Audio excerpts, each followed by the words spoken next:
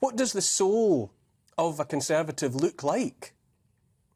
Well, I think that the Tories at the moment, they somewhat lack programmatic identity, Neil. I think that a lot of what they're doing, there's not much of a philosophical grounding to it. So the piece I authored for The Critic, I wanted to articulate what I consider to be a wholesome post-Brexit conservatism.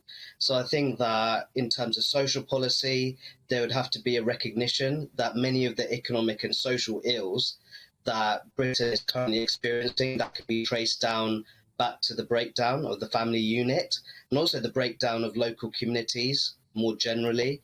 And I feel that at the Conservative Party, the modern day Conservative Party, I think that there are far too many MPs which are, they're rather uncomfortable when it comes to discussing the value of stable family units, how it's so important to have a loving, stable family home to help with young people's progression, their personal development, doing well at school, and then progressing in life afterwards. So I think at the heart of my piece was almost a rallying call for a more family-centred social policy. Absolutely, absolutely that. But I would say that the traditional family is absolutely under attack here in modern Britain and across the West. What say you? Oh, I couldn't agree more. I think that much of that nonsense actually comes from sort of these American facilities which very much focused on identity politics, but also push out what I would consider to be fervently anti-family agendas, portraying the family as a oppressive, hierarchical social structure. Now, of course, the various family models exist that can provide young people with a loving and stable environment as they're growing up. But I think that we should be unafraid when it comes to saying that there are certain family models which are more effective when it comes to young people's progression and development.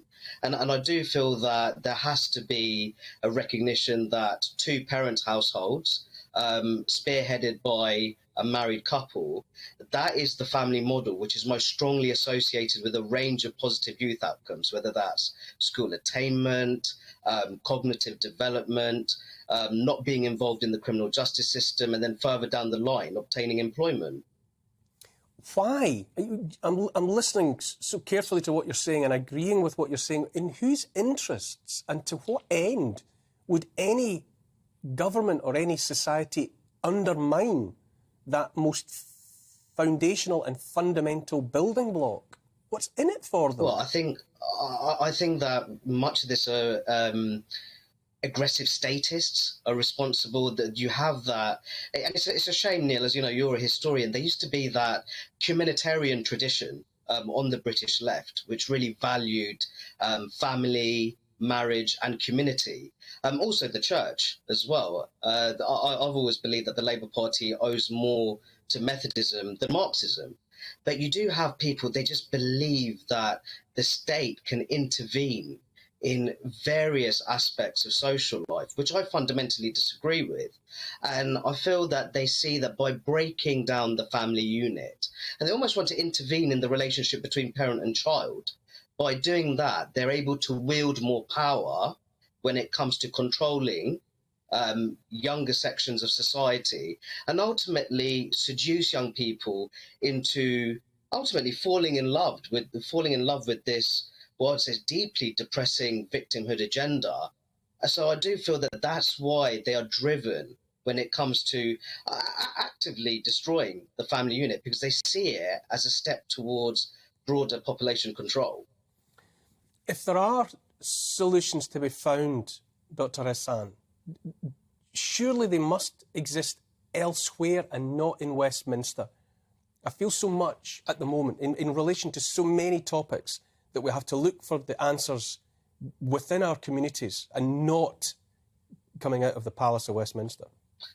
I agree. I think that for some time, many of our fellow citizens, they don't trust. They don't trust Westminster. Their trust in Parliament is relatively low. There's various forms of political disaffection which exist in our local communities. So I agree. I think when it comes to those solutions to the social, economic, and cultural ills that we see in our society, I think that increasingly more and more people are not looking to Westminster. They're looking for the solutions within their local communities.